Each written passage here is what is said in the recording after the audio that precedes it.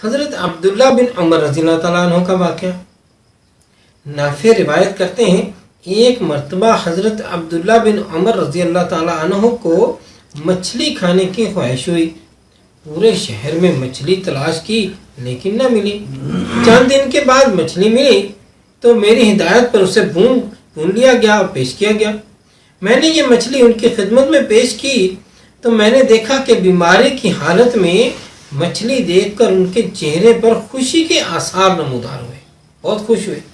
اسی وقت ایک سائل گھر کے دروازے پر آیا تو حضرت عبداللہ بن عمر رضی اللہ تعالیٰ نے حکم دیا یہ مچھلی اس مانگنے والے کو دے دی جائے۔ غلام نے عرض کی آقا آپ کئی دن سے مچھلی کی تمنا فرما رہے تھے، سائل کو مچھلی کی بجائے کوئی اور چیز دے دیتے ہیں۔ تو حضرت عبداللہ بن عمر رضی اللہ تعالیٰ عنہ نے فرمایا اے غلام اب اس مچھلی کو کھانا میرے اوپر حرام ہو چکا ہے، میں اسے اپنے دل سے نکال چکا ہوں، کیونکہ میں نے نبی اکرم صلی اللہ علیہ وسلم کی زبانی یہ بات سنی ہے، جو شخص کسی چیز کی خواہش کرتا ہے پھر وہ چیز اسے مل جائے تو پھر وہ چیز اس کو ترک کر دے، وہ شخص اس چیز کو ترک کر دے اور کسی دوسرے کو اپنی ذات پر ترجیح دیتا ہے تو اس کی مغفرت ہو جاتی ہے۔ 10 درویشوں کا واقعہ۔ اسی طرح حکایت میں یہ بات منقول ہے، ایک مرتبہ 10 درویشوں نے ایک جنگل میں پڑاؤ کیا، انہیں سخت پیاس محسوس ہوئی، ان کے پاس پانی کا صرف ایک پیالہ تھا جسے وہ ایک دوسرے کے لیے ایثار کرتے تھے۔ ان میں سے کسی ایک نے بھی وہ پانی نہ پیا۔ ایک درویش کے علاوہ باقی سب دنیا سے رخصت ہو گئے۔ وہ درویش کہتا ہے جب میں نے یہ دیکھا کہ باقی سب انتقال کر گئے ہیں تو میں نے پانی پی لیا اور اس پانی کی قوت سے چل کر راستے میں آ گیا۔ کسی شخص نے اس درویش سے کہا اگر تم بھی یہ پانی نہ پیتے تو یہ زیادہ بہتر ہوتا۔ تو اس درویش نے کہا اے فلاں شخص اگر میں بھی اسے نہ پیتا تو میں خودکشی کرنے والوں میں شمار ہو جاتا۔ میرے نزدیک شریعت کا حکم یہی تھا کہ میں پانی پی لوں، اگر میں ایسا نہ کرتا تو اس پر میرا مواخذہ ہوتا، حساب ہوتا۔ اس شخص نے کہا پھر باقی سب لوگوں نے بھی خودکشی کی، یعنی اس کا مطلب یہ ہوا؟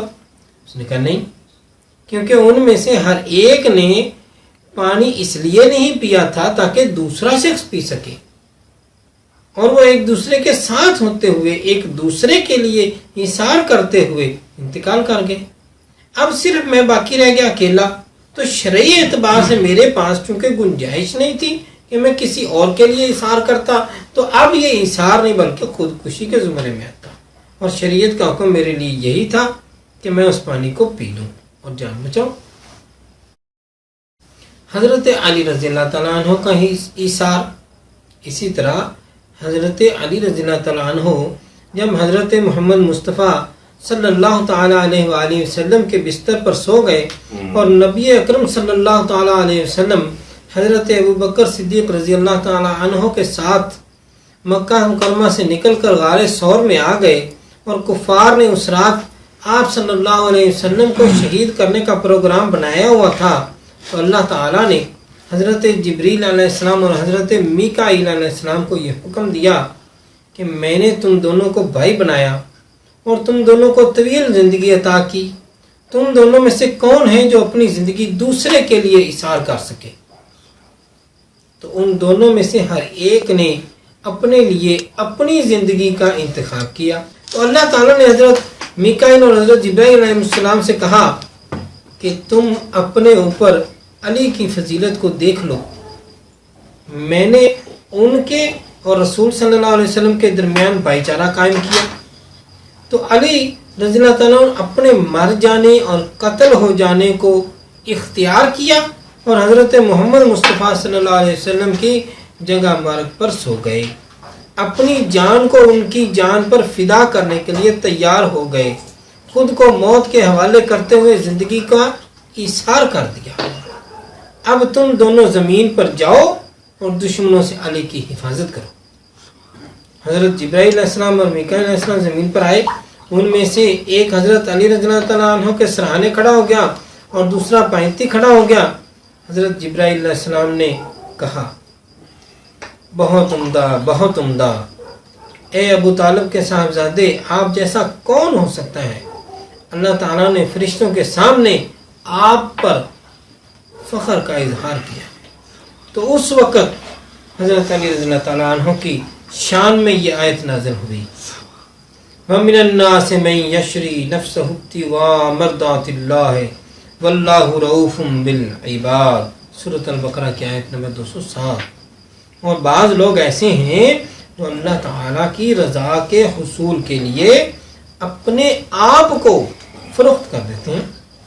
اللہ تعالیٰ کی رضا کے حصول کے لیے اپنے آپ کو فروخت کر دیتے ہیں، اور اللہ تعالیٰ اپنے بندوں کے بارے میں بڑا مہربان ہے۔ ایسا ہی واقعہ شہدائے احد کا ایثار۔ اسی طرح جب جنگ احد کے دوران مصیبت میں اہل ایمان کی آزمائش ہوئی تو انصار کی نیک خواتین میں سے ایک خاتون کہتی ہیں، میں تھوڑا سا پانی لے کے آئی تاکہ میدان جنگ میں لے کے جاؤں۔ میں نے وہاں ایک صحابی کو دیکھا جو زخمی حالت میں پڑے ہوئے تھے، وہ آخری سانس لے رہے تھے۔ انہوں نے میری طرف اشارہ کیا کہ میں پانی لے کر ان کے پاس جاؤں۔ میں پانی لے کے ان کے پاس پہنچی تو ایک اور زخمی نے آواز دی تو انہوں نے اشارہ کیا کہ تم ان کے پاس لے جاؤ۔ جب میں پانی لے کر اس دوسرے شخص کے پاس گئی تو وہاں سے ایک اور آواز آئی، اس شخص نے بھی پانی نہیں پیا اور اس نے کہا یہ پانی تم اس دوسرے شخص کے پاس لے جاؤ۔ اور وہاں سے ایک اور آواز آئی اور اس شخص نے بھی پانی نہ پیا اور اس نے کہا یہ پانی تم اس شخص کے پاس لے جاؤ۔ اس طرح میں 7 لوگوں کے پاس وہ پانی لے گئی۔ 7ویں آدمی کا پانی پینے سے پہلے ہی انتقال ہو گیا۔ میں لوٹ کر واپس پہلے لوگوں کے پاس آئی کہ ان میں سے کوئی پانی پی لے، تو ان سب کا بھی انتقال ہو چکا تھا۔ اس واقعہ کے بارے میں یہ آیت نازل ہوئی تھی، وَيُؤْثِرُونَ عَلَىٰ أَنفُسِهِمْ وَلَوْ كَانَ بِهِمْ خَصَاصَةٌ، سورۃ الحشر کی آیت نمبر 9۔ اور وہ لوگ اپنی ذات پر دوسروں کو ترجیح دیتے ہیں خواہ انہیں شدید ضرورت ہو۔ بنی اسرائیل کا زہد۔ بنی اسرائیل میں ایک عبادت گزار شخص رہتا تھا جس نے 400 سال تک عبادت کی۔ ایک دن وہ شخص بولا، اے میرے پروردگار، اگر یہ پہاڑ نہ ہوتے اور تو نے پہاڑوں کو پیدا نہ کیا ہوتا تو بہت سے لوگ سفر کرنے میں زیادہ آسانی محسوس کرتے۔ اس وقت کے پیغمبر کو یہ حکم ہوا، اس عبادت گزار شخص کے پاس جاؤ اور اس سے کہو، ہماری بادشاہی میں تم تصرف کرنے والے کون ہوتے ہو؟ تم کیسے تصرف کر سکتے ہو؟ اب تم نے تصرف کر لیا ہے، چونکہ لہٰذا تمہارا نام نیک لوگوں کے دیوان سے رجسٹر سے کاٹ کر بدبخت لوگوں کے رجسٹر میں لکھ دیا۔ وہ عبادت گزار شخص اس بات پر بڑا خوش ہوا۔ جب نبی نے جا کے بتایا، وہ عبادت گزار شخص بڑا خوش ہوا۔ اس نے اللہ تعالیٰ کے حضور میں سجدہ شکر ادا کیا۔ پیغمبر جو وقت کے تھے انہوں نے اس شخص کو کہا، اے شخص، بدبختی کی وجہ سے شکر واجب نہیں ہوتا۔ شخص بولا، میں بدبختی پر شکر ادا نہیں کر رہا، میں تو اس بات پر شکر ادا کر رہا ہوں میرا نام اللہ تعالیٰ کے کسی رجسٹر میں تو ہے، اللہ نے مجھے یاد تو رکھا ہوا ہے۔ اتنے کروڑوں خربوں اربوں لوگ ہیں، مجھے اللہ تعالیٰ نے مجھے یاد تو رکھا ہوا ہے، میرا ریکارڈ تو رکھا ہوا ہے، میں تو اس بات پر خوش ہوں۔ خیر، اے پیغمبر، میری اب ایک درخواست ہے، ایک حاجت ہے۔ پیغمبر نے کہا، تم اپنی حاجت بیان کرو تاکہ میں تمہاری حاجت اللہ تعالیٰ کے سامنے ذکر کروں۔ اس شخص نے کہا، اللہ تعالیٰ سے یہ گزارش کیجیے کہ جب تم مجھے دوزخ میں بھیجے گا تو مجھے ایسا کر دینا کہ تمام گناہ گاروں کی جگہ میں اکیلا ہی لے لوں، تاکہ وہ سب لوگ جنت میں چلے جائیں۔ جتنے گناہ گاروں نے دوزخ میں جانا ہے وہ سارے کی جگہ میں اکیلا ہی ہو جاؤں اور وہ سارے جنت میں چلے جائیں۔ اللہ تعالیٰ نے اس پر حکم دیا، جبرائیل آئے، نبی کو بتایا کہ اس شخص کو بتائیں کہ اس سے کہو، تمہارا یہ امتحان تمہاری توہین کے لیے نہیں تھا، بلکہ لوگوں کے سامنے تمہاری حقیقت ظاہر کرنے کے لیے تھا۔ قیامت کے دن تم جس کی بھی شفاعت کرو گے وہ سب جنت میں جائیں گے۔ شیخ سرخسی رحمۃ اللہ علیہ کی توبہ۔ ایک مرتبہ شیخ احمد حماد سرخسی رحمۃ اللہ علیہ سے دریافت کیا کہ آپ نے توبہ کیسے کی؟ انہوں نے جواب دیا، ایک مرتبہ میں سرخس شہر کا نام ہے، روانہ ہوا اور ایک ویرانے میں نے قیام کیا۔ اپنے اونٹوں کی نگرانی کرتے ہوئے میں ایک طویل عرصے تک وہاں ٹھہرا رہا۔ بھوکے رہنا مجھے شروع سے ہی پسند تھا۔ میں اپنے حصے کا کھانا کسی دوسرے کو دے دیا کرتا تھا اور اللہ تعالیٰ کا یہ فرمان ہر وقت میرے ذہن میں رہتا تھا۔ اللہ تعالیٰ نے فرمایا، وَيُؤْثِرُونَ عَلَىٰ أَنفُسِهِمْ وَلَوْ كَانَ بِهِمْ خَصَاصَةٌ، اور وہ دوسروں کو اپنے اوپر ترجیح دیتے ہیں خواہ انہیں خود شدید ضرورت ہو۔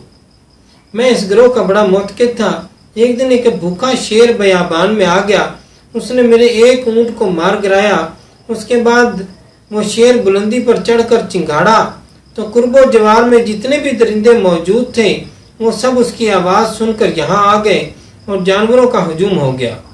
ان درندوں میں بھیڑیے، گیدڑ، لومڑی وغیرہ سبھی جانور تھے۔ شیر کی بچائی ہوئی چیزوں کو انہوں نے کھا لیا اور واپس چلے گئے اور شیر وہیں پر قیام پذیر ہو گیا۔ کچھ دیر کے بعد اس نے اونٹ کا مزید گوشت کھانے کا ارادہ کیا۔ اس دوران اسے دور سے ایک لنگڑی لومڑی آتی ہوئی نظر آئی تو شیر واپس آ گیا اور بلندی پر چڑھ گیا۔ پھر لومڑی جتنا کھا سکتی تھی اس نے کھا لیا۔ اس کے بعد پھر شیر نیچے آیا اور اس نے گوشت کو کھایا۔ شیخ احمد سرخسی کہتے ہیں، میں دور سے یہ سارا منظر دیکھ رہا تھا۔ جب وہ واپس جانے لگے تو اس نے فصیح زبان میں مجھے مخاطب کرتے ہوئے کہا، اے احمد، خوراک کے حوالے سے ایثار کرنا نیک لوگوں کا کام ہے۔ مرد وہ شخص ہوتا ہے جو جان اور زندگی کو قربان کر دے۔ یعنی اب سین کو دوبارہ سے دیکھیں کہ بھئی شیر نے ایک اونٹ مارا، لوگ آئے، یعنی دوسرے جانوروں کو بلایا، سب جانوروں نے کھا لیا، شیر نے بھی کھا کے بیٹھ گیا تھا، جو بچا ہوا جانوروں نے کھایا۔ اس کے بعد سب جانور چلے گئے۔ اب شیر کا پھر دل کیا میں تھوڑا سا اور کھا لوں، تو ایک لومڑی اور آتی نظر آئی تو وہ اس نے خود کھانے کو روک دیا اور لومڑی کو کھانے دیا۔ جب لومڑی نے پھر کھا کے پیٹ بھر کے چلی گئی، پھر شیر نے آ کے دوبارہ اپنے جو دل کیا کھا لیا۔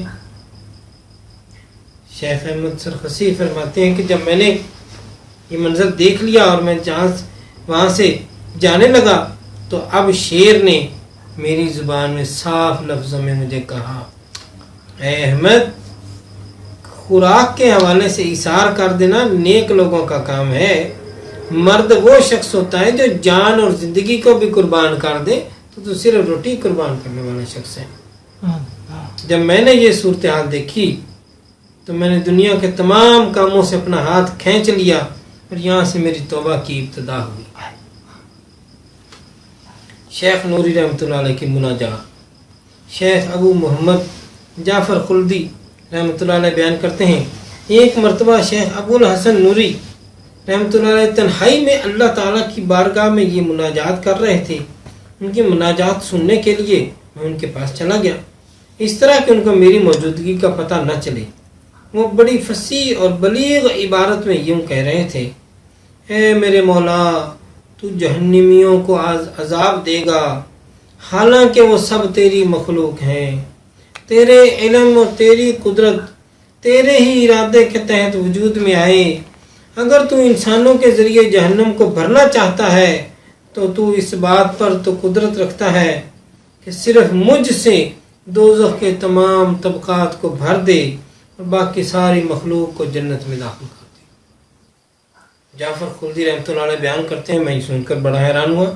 اس کے بعد میں نے خواب میں دیکھا کوئی شخص مجھ سے کہہ رہا تھا، تم ابو الحسن سے یہ کہہ دو ہم نے اس کی تعظیم اور شفقت کی وجہ سے تمہیں بخش دیا ہے، جس کا اظہار تم نے ہمارے بارے میں اور ہمارے بندوں کے بارے میں کیا ہے۔ شیخ کو نوری اس لیے کہا جاتا تھا کہ اگر وہ کسی اندھیرے گھر میں تشریف لے جاتے تھے تو ان کے باطن کے نور کی وجہ سے وہ گھر روشن ہو جاتا تھا، اور شیخ ابو الحسن حق کے نور کی وجہ سے مریدوں کے دلوں کے بھید کو بھی جان لیا کرتے تھے۔ حضرت جنید بغدادی نے انہیں دلوں کا جاسوس بھی کہا۔ انسان کے لیے اپنی راحت کو خرچ کرنے، اپنی محبوب چیز سے دستبردار ہونے سے سخت کوئی چیز نہیں ہے۔ اللہ تعالیٰ نے بھی تمام نیکیوں کی کنجی اس بات کو قرار دیا ہے کہ انسان اپنی پسندیدہ چیز کو خرچ کر دے۔ ارشاد باری تعالیٰ ہے ان تنالوا البر حتی تنفقوا مما یحبون، تم لوگ اس وقت تک نیکی تک نہیں پہنچ سکتے جب تک کہ اس چیز کو خرچ نہیں کرتے جسے تم پسند کرتے ہو۔ تو جب جان کو اللہ کی راہ میں خرچ کیا جا سکتا ہے تو مال، دولت اور لباس کو خرچ کرنے کی کیا حیثیت۔ ابراہیم بن ادم رحمۃ اللہ علیہ کی نصیحت۔ آپ کے پاس ایک شخص آیا اور کہا مجھے کوئی وصیت کیجیے، تو انہوں نے فرمایا اے میرے بیٹے، تصوف کی حقیقت یہ ہے کہ اللہ تعالیٰ کی راہ میں جان کو خرچ کر دیا کرو، اس کے علاوہ اور کچھ نہیں ہے۔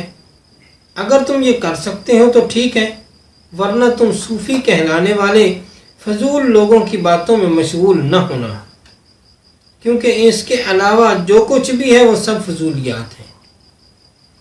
اللہ تعالیٰ نے ارشاد فرمایا ہے وَلَا تَحْسَبَنَّ الَّذِينَ قُتِلُوا فِي سَبِيلِ اللَّهِ أَمْوَاتًا بَلْ أَحْيَاءٌ عِندَ رَبِّهِمْ يُرْزَقُونَ، سورۃ آل عمران کی آیت 169۔ جن لوگوں کو اللہ تعالیٰ کی راہ میں قتل کر دیا گیا تم انہیں مردہ نہ سمجھو، بلکہ وہ اپنے پروردگار کی بارگاہ میں زندہ ہیں اور انہیں رزق دیا جاتا ہے۔ ایک اور مقام پر ارشاد باری تعالیٰ ہے وَلَا تَقُولُوا لِمَن يُقْتَلُ فِي سَبِيلِ اللَّهِ أَمْوَاتٌ بَلْ أَحْيَاءٌ، سورۃ البقرہ کی آیت 154۔ جس شخص کو اللہ تعالیٰ کی راہ میں قتل کر دیا جائے تم انہیں مردہ نہ کہو بلکہ وہ زندہ ہیں۔ لہذا ابدی زندگی اور سرمدی قرب صرف اپنی جان کو خرچ کرنے کے نتیجے میں ہی حاصل ہوتا ہے۔ اس میں اپنا حصہ بھی ترک کرنا پڑتا ہے اور اس کے دوستوں کی پیروی بھی کرنی پڑتی ہے، یعنی اپنا حصہ بھی چھوڑنا پڑتا ہے اور اللہ تعالیٰ کے دوستوں کی پیروی بھی کرنی پڑتی ہے۔ ایثار جمع کا مقام ہے۔ بظاہر دیکھا جائے تو ایثار تفرقہ محسوس ہوتا ہے، لیکن حقیقت یہ ہے کہ یہ جمع کا مقام ہے۔ ایثار کا مطلب یہ ہے انسان اپنے حصے کو ترک کر دے، حالانکہ یہی چیز انسان کا حصہ ہے۔ تو جب طالب اس مقصد کے پیچھے لگتا ہے تو یہ چیز ہلاکت بن جاتی ہے، لیکن حق کی کشش اس میں کار فرما ہوتی ہے۔ تو انسان کے تمام افعال اور تمام احوال آپس میں اس طرح مل جاتے ہیں ان کی کوئی تعبیر نہیں کی جا سکتی۔ احوال کے لیے کوئی نام موضوع نہیں کیا جا سکتا جس کے ذریعے اس کی وضاحت کی جا سکے، جس کے ذریعے اس کے پکارا جا سکے، جس چیز کے ذریعے اس کی مثال دی جا سکے۔ شیخ شبلی فرماتے ہیں تو مجھ سے چھپ گیا، تم مجھے اپنی ذات کا بھی احساس نہیں رہا۔ تو مجھ سے چھپ گیا تو مجھے اپنی ذات کا بھی احساس نہیں رہا، میری تمام صفات فنا پذیر ہو گئی ہیں اور ختم ہو گئی ہیں، اس لیے میں آج کے دن ہر چیز سے محروم ہوں، میں کچھ بھی نہیں ہوں، صرف ایک درد کی تحریر ہوں۔